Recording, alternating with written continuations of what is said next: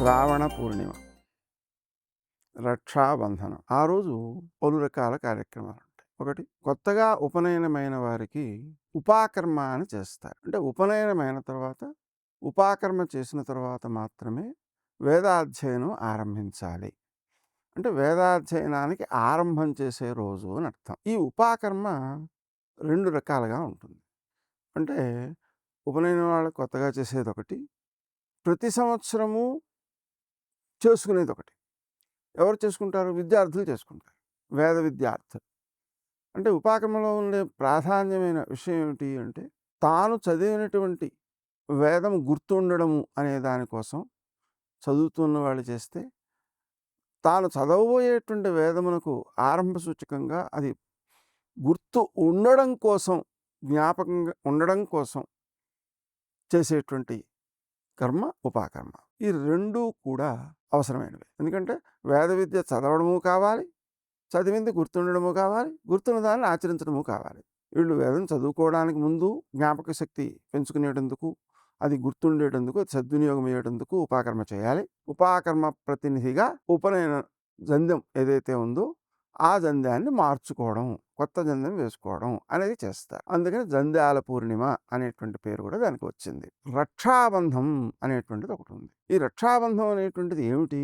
రక్షణ కోసం ఏర్పరిచేది. ఇక్కడ మనం గుర్తుపెట్టుకోవాల్సింది ఏమిటంటే, రక్ష అనేటువంటిది ఏ విధంగా ఉంటుంది, ఎన్ని రకాలుగా ఉంటుంది. ఆ రక్షించేటువంటి దేవత యొక్క స్వరూపం ఏమిటి అంటే, ఇప్పుడు చూడండి, పిల్లవాడు తప్పు చేస్తున్నాడు, తండ్రి వాడిని దండించాడు. ఈ దండన అందామా, రక్షణ అందామా అంటే రక్షణే అనాలి. ఎందుకని? ఆ తప్పు మళ్ళీ చేయడం వలన ఆ వ్యక్తి పతనమవుతాడు కాబట్టి, తప్పు చేయకుండా వాణ్ణి దండించడమే రక్షించడం.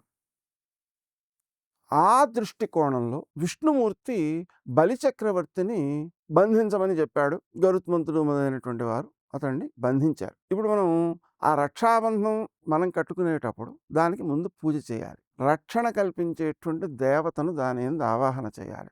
దాన్ని ఒక గురువు చేత కానీ, మన శ్రేయస్సును కోరేటువంటి భార్య లేక సోదరి, సోదరుడు, ఇలా ఇతరుల చేత దాన్ని కట్టించుకోవాలి. పెద్దల చేత ఆశీర్వచనం తీసుకోవాలి. ఇది ఆ కార్యక్రమం యొక్క స్వరూపం. అసలు బలిచక్రవర్తిని బంధించడం, రక్షించడం కోసం ఎలా అవుతుంది? జాగ్రత్తగా ఆలోచన చేయండి. ఒక దొంగ దొంగతనం చేసిన తర్వాత రాజుగారు వాడిని దండించినట్లయితే వాడికి నరకం రాకుండా కాపాడబడతాడు. అదే దొంగతనం చేస్తే నరకం వచ్చేస్తుందా అంటే, ఈ పాపం అనేటువంటిది ఏమవుతుందంటేనండి, చాలా వేగంగా వృద్ధి చెందుతుంది. ఆ వేగంగా వృద్ధి చెంది ఎంత వేగంగా అంటే, ఒక పౌరాణిక గాథ ఉంది. ఆ గాథలో ఏమని చెబుతారంటే, ఒక 3 పర్వతాలు కనిపిస్తున్నాయి. మేకపెంటికల పర్వతాలు కనిపిస్తున్నాయి. ఆ మేకపెంటికల పర్వతాలకి కాపలాదారులు కాపలా కాస్తున్నారు. నారదుడు పైనుంచి దిగుతున్నాడు. ఇది చూశాడు. ఏదో ఆశ్చర్యకరంగా ఉంది. దగ్గరికి వెళ్ళాడు. ఏమిటని అడిగాడు. ఒక భక్తుడి పేరు చెప్పి, ఆ భక్తుడు చిన్నతనంలో అక్కగారి పెళ్లిలో బావగారికి తాంబూలంలో ఒక్క బదులు మేకపెంటిక పెట్టి ఇచ్చేసాడు ఆయనకి. ఆ బావగారు తినేశాడు. ఆయనకి ఈ మేకపెంటిక పెట్టినందుకు గాను ఈయన మేకపెంటిక తినాలి. ఆ తినాల్సింది ఏమైంది అంటే, తెలియదు కాబట్టి తినలేదు. అమావాస్య అంటే తినడం అతనికి శిక్ష పడకుండా రక్షణ అనమాట. ప్రతి అమావాస్యకు రెట్టింపు చొప్పున ఇప్పటికి 3 పర్వతాలయింది. ఇంకో అమావాస్య దాటితే 6 పర్వతాలవుతుంది. ఇంకో అమావాస్య దాటితే 12 పర్వతాలవుతుంది అని చెప్పేశారు. అయ్యయ్యో! తనకు తెలీదు గదా ఈ విషయం. అతనికి తెలుపుడు చేస్తే అతను ఏమైనా పరిష్కారం చేసుకుంటాడు అని నారదుడు ఆ భక్తుడి దగ్గరికి వెళ్ళి, ఇలా నాయనా నువ్వు దాని పాపానికి ఏదో పరిష్కారం చేసుకోవాలి అని చెప్పారు. చెబితే, అదేదో నాకేం తెలుసండి, మీరే చెప్పాలి అని ఈయన్నే అడిగాడు. నెత్తి మీద ఏదో ఉందంటే నువ్వే తీయాలి అన్నారట. అంటే చెప్పినవాడే తీయాలి. ఎందుకు? వీడికి నెత్తి కనిపించదు. వీడు దాన్ని తీయడం ప్రారంభిస్తే తలంతా అంటుకుంటుంది అది. అందుకని ఎవడైతే చూశాడో వాడు జాగ్రత్తగా తీసి బయటపడేస్తే తలంతా అంటుకోకుండా ఉంటుంది. అందుకని వాడు తీయడమే శ్రేయస్కరం. అలాగా నారదుడు చెప్పడమే శ్రేయస్కరం అనే భావంతో అడిగాడు. అడిగితే ఆయన అలాగేను, నువ్వేం చేస్తావంటే, వాళ్ళకి అమ్మాయి ఒకటి ఉంది. ఆ అమ్మాయికి పెళ్ళయింది. ఆ భర్త గారేమో రత్నాల వ్యాపారి. రత్నాల వ్యాపారం కోసం సముద్రం మీద వెళ్ళాడు. 5, 6 మాసాల దాకా రాడు. ఈమె గర్భవతిగా ఉంది. అందుకని నువ్వేం చేస్తావంటే రాత్రి వేళ వెళ్ళి చక్కగా ఆమెకు భాగవతం వినిపించి రావయ్యా పొద్దున్నేను అని చెప్పాడు. ఈయన వెడుతున్నాడు, భాగవతం వినిపిస్తున్నాడు, పొద్దున్నే వచ్చేస్తున్నాడు. చిత్రం లోకులు కాకులు కదా! చిత్రం ఏమైందంటే ఆమె ఒకతే ఉంది ఆ ఇంట్లో. అందుకని ఈయన రాత్రి వెడుతున్నాడు, పొద్దున్నే వస్తున్నాడు. ఏమిటి తండ్రి రాత్రి వెడుతున్నాడు, పొద్దున్నే వస్తున్నాడు కూతురు దగ్గరికి, ఇదేమిటయ్యా ఆశ్చర్యం అని వాళ్ళందరూ కూడా వాళ్ళిద్దరికీ ఏదో బంధం అంటే అక్రమ సంబంధం ఆపాదించి చెప్పుకోవడం ప్రారంభించారు వినేవాళ్ళు, చుట్టుపక్కల వాళ్ళు. ఈ చెప్పుకోవడం ఊరికి ఈ చివరి నుంచి ఆ చివరి దాకా వెళ్ళింది. ఆ ఊరికి చివర ఒక వానప్రస్థాశ్రమంలో ఉండే ఒక ఋషి ఉన్నాడు. ఆయనకి భార్య ఉంది. ఆ భార్య ఊళ్ళోకి వచ్చి కాసిన కూరగాయలు మొదలైనవి తీసుకెళ్ళి వండి పెడుతూ ఉంటుంది ఆయనకి. అందువలన అలా ఊళ్ళోకి వచ్చిన సమయంలో ఈ వార్త ఆమె చెవిన కూడా పడింది. ఆమె వెళ్ళి ఆ వానప్రస్థాశ్రమంలో ఉన్న ఆయనకి చెప్పింది. ఇలాగటండి ఆయన భక్తుడు అనుకున్నాం మనం అని. ఆయన ఒక్కసారి కళ్ళు మూసుకుని నవ్వి, అయిందా నీకో తట్ట నాకో తట్ట అన్నాడు. ఏమిటది? చివరి తట్టలో 3 పర్వతాలు అయిపోయాయి ఊళ్ళో వాళ్ళు చెప్పుకోవడం వల్ల. దాంతో చివరి తట్ట వీళ్ళిద్దరూ పంచుకున్నారు. ఇంక తట్టలు ఏం లేవు అక్కడ. అంటే మేకపెంటికలు అన్నీ అయిపోయాయి అని అర్థం. ఏమిటి దీంట్లో విచిత్రం అంటే, మనకి సామాన్యంగా మన మీద ఎవరైనా నేరాలు చెబుతుంటే, ఉన్నవో లేనివో నేరాలు చెబుతుంటే మనకి బాధ కలుగుతుంటుంది, వాళ్ళ మీద కోపం వస్తుంటుంది. కోపగించుకోకూడదండి. మన యొక్క నేరాలు వాళ్ళు చెప్పడం ద్వారా మన పాపాలని పంచుతున్నారు చక్కగా. మన పాపాలు పోగొడుతున్నారు. మనకి పాపాలను పోగొట్టే దేవతలు మన మీద నేరాలు ఆరోపించి మాట్లాడేవాళ్ళు అని అర్థం చేసుకోవాలి ఈ కథని బట్టి. అంతేకాదు దీనిలో మనకేమిటి తెలుస్తోంది అంటే, పాపము అమావాస్య దాటితే రెట్టింపు అయిపోతుంది కాబట్టి వెంటనే ప్రాయశ్చిత్తం చేసుకోవాలి అనేది కూడా అర్థమవుతుంది. కాబట్టి ఇక్కడ బలిచక్రవర్తి చేసినటువంటి నేరం ఏమిటి? తన రాజ్యం కాని దాన్ని, దేవతల రాజ్యాన్ని తాను ఆక్రమించాడు. ఇతర రాక్షసులు ఎవరైనా ఆక్రమించి ఉన్నట్లయితే వాళ్ళని చంపేసేవాడు విష్ణుమూర్తి. బలిచక్రవర్తి ప్రహ్లాదుని యొక్క మనువుడు. ప్రహ్లాదుడికి విష్ణుమూర్తి నరసింహస్వామిగా ఉండి ఒక వరం ఇచ్చాడు, నీ వంశంలో వాళ్ళని చంపనులే అని. కాబట్టి బలిచక్రవర్తిని చంపకూడదు. మరి చంపకూడదు, పాపం ఉండిపోతుందే. చంపేస్తే పాపం పోతుంది, చంపడానికి వీలు లేదు ఇప్పుడు. కాబట్టి ఏం చేయాలి అంటే బంధించాలి.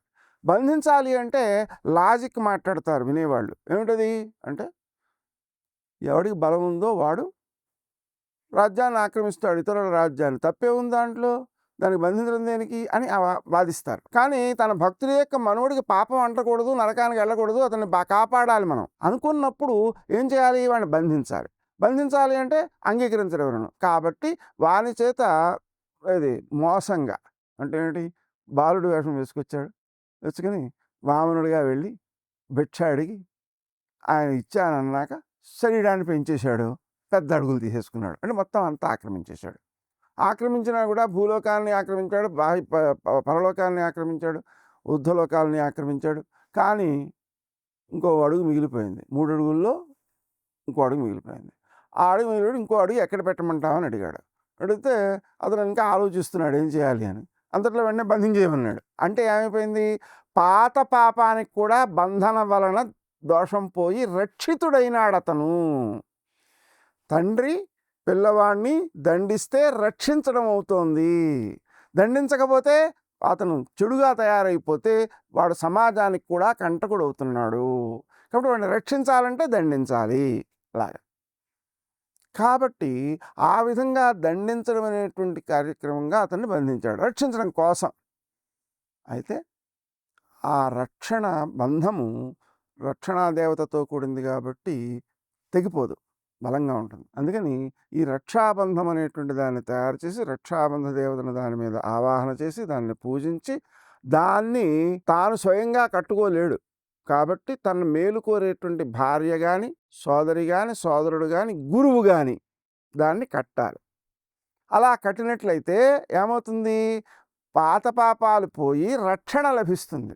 రక్షాబంధన దేవత కాబట్టి ఆవిడ మనని కాపాడుతుంది. ఎలా కాపాడుతుంది? తప్పు చేయకుండా కాపాడుతుంది. అది చాలా ముఖ్యం. ఎందుకంటే తప్పంటూ చేశాక దండన తప్పదు కదండి. మనను తప్పు చేయకుండా కాపాడుతుంది. అంతేకాదు ఇతరుల నుంచి మనకి ఇబ్బంది కలగకుండా కాపాడుతుంది. కాబట్టి ఆ రకమైనటువంటి రక్షాబంధనం కట్టుకోవడం అనేది శాస్త్రీయమైన విధానం. దాంట్లో వర్ణిస్తారు. మంత్రం ఉంది. ఏది? ఆ రక్షాబంధం కట్టుకునేటప్పుడు. ఏమని? ఏనబద్ధో బలి రాజా. ఆయన బలిచక్రవర్తి దేని చేత బంధించబడ్డాడు. ఆ రక్షాబంధాన్ని అంటే రక్షించే బంధనాన్ని నేను నీకు కడుతున్నాను. లేదా ఓ రక్షాబంధమా, ఆ బలిచక్రవర్తిని బంధించిన దానా, నాకు నువ్వు రక్షణ కల్పించు అని కోరుతూ ఆ మంత్రాన్ని చదువుతూ కట్టుకోవాలి. ఈ విధంగా కట్టినందువల్ల ఏమవుతుంది? తప్పు చేయకుండా ఉంటాడు. తప్పు చేస్తూ ఉంటే చూస్తూ ఊరుకుంటే అదే తప్పే. తప్పు చేస్తూ ఉంటే చూస్తూ ఉంటే అది కూడా తప్పే. అందుకని ఎవరినైనా ఇబ్బంది పెడుతూ ఉంటే చూసి, ఈ రక్షాబంధం కలిగినటువంటి వాడికి శక్తి బాగా ఉంటుంది కాబట్టి వాడు ఆ తప్పు చేసేవాడిని దండించి తక్కిన వాడిని రక్షించాలి. ఇంత సూత్రం ఉంది దాంట్లో.